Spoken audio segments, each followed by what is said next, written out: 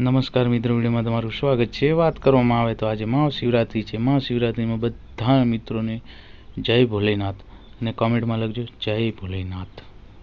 હા દોસ્તો, વાત કરવામાં આવે તો આ વિડીયોની અંદર તમે જોઈ શકો છો સાક્ષાત ભોલેનાથના દર્શન થાય છે, એ તમે જોઈ શકો છો। આ ગોલ્ડ રાઉન્ડના અંદર તમને દેખાય તો કોમેન્ટમાં જરૂર લખજો। હા દોસ્તો, એના પહેલાં જો તમે નવા હો તો મારી ચેનલને સબસ્ક્રાઈબ કરી દેજો, લાઇક કરજો, શેર કરજો અને કોમેન્ટમાં જય મહાકાલ લખવાનું ના ભૂલતા। વાત કરવામાં આવે તો મહાશિવરાત્રિનો તહેવાર એ જ ભગવાન શિવનું સન્માન કરવામાં આવે છે અને સમગ્ર વિશ્વમાં તેમની પૂજા અને આરતીઓ થાય છે અને સમગ્ર વિશ્વને તેમે બચાવ્યો હતો, એટલે તો મહાકાલ તેમનું નામ છે। ભગવાન શિવ ખૂબ જ રાહ જોઈ હતી પાર્વતી માતાએ, ત્યારે તેમના લગ્ન થયા હતા। વિશ્વભરના લોકો એક સાથે આવીને તેમની આ દિવસે પૂજા અને આરતી, ભજન, કથા સંપૂર્ણ કરે છે। હા દોસ્તો, વાત કરવામાં આવે તો ત્રણ મિત્ર હતા, તે જંગલમાં જતા હતા અને ભગવાન શિવના દર્શન કરવા। આગળ જતા એક જણાને દેખાણો સોનાનો ઢગલો, તો ત્રણેયમાંથી એક જણો તો જતો રહ્યો સોનું લેવા।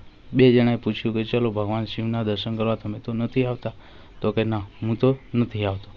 આગળ જતા એકને દેખાણો ₹14 રૂપિયાનો ઢગલો, એ પણ લેવા જતો રહ્યો। હવે લાસ્ટમાં એક જ બચ્યો, એ તો ચાલતો ચાલતો ગયો, તે કૈલાસ પર્વત પાસે પહોંચ્યો।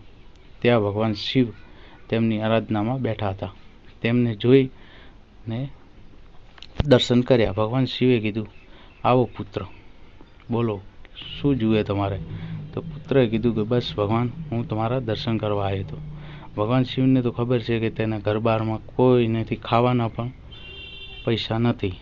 ભગવાન શિવે પણ આશીર્વાદ આપ્યો। ઘરે જતા જતા તો તેને બંગના, દોલત ને રૂપિયાથી અમીર થઈ ગયો અને તે બીજા બે જણા હતા તે તો ગરીબ થઈ ગયા। ઢગલો ઓટોમેટિક ગાયબ થઈ ગયો, એટલે તો ભગવાન શિવને મોટામાં। બસ દોસ્તો, મારા વિડીયોને અહીંયા જ પૂર્ણ વિરામ આપું છું। જો તમે દોસ્તો ભોલેનાથને માનતા હો તો મારી ચેનલને સબસ્ક્રાઈબ કરી દેજો, લાઇક કરજો, શેર કરજો અને કોમેન્ટમાં જય ભોલેનાથ લખવાનું ના ભૂલતા। મળીએ છીએ એક નવા વિડીયોની સાથે। જય હિન્દ, જય ભારત।